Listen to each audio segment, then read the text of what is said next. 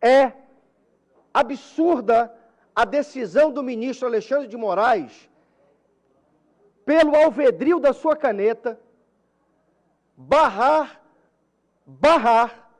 a ação de auditores fiscais da Receita Federal do Brasil. Eu tenho CPF, eu estou submetido à legislação nacional.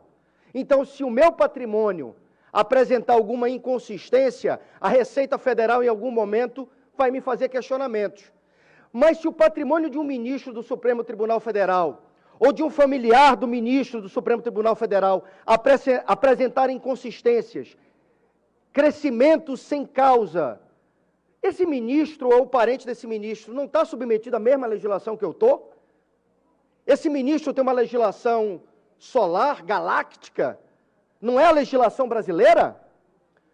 O ministro Alexandre de Moraes, na caneta, suspendeu uma ação lógica, dentro dos parâmetros da Receita Federal, dentro da competência dos auditores da Receita Federal, porque essa investigação alcançava parentes e um próprio ministro do Supremo Tribunal Federal.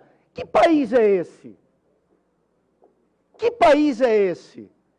O ministro tem um CPF melhor que o meu? O parente do ministro tem um CPF melhor que o meu?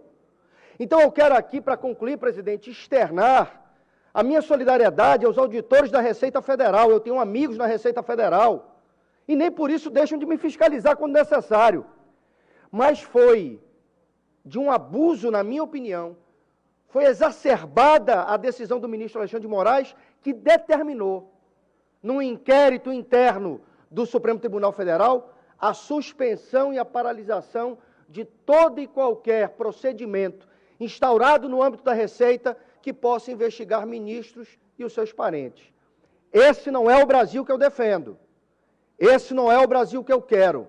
O Brasil é um só, o Brasil é para todos, a lei é para todos, e se a Receita Federal tem indícios, dentro de um procedimento correto, dentro de um procedimento nos limites da legislação, tem que investigar um parente do ministro do Supremo Tribunal Federal, o Supremo não vai deixar? Por quê?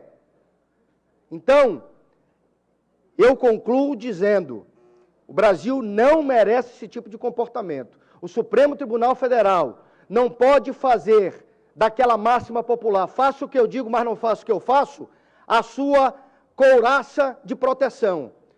Ministro do Supremo, assim como político, como vereador, como prefeito, como governador, como presidente, precisa se comportar e se impor pelo exemplo, não pela força da sua caneta. A minha solidariedade aos auditores da Receita Federal do Brasil. Muito obrigado, que Deus abençoe essa nação.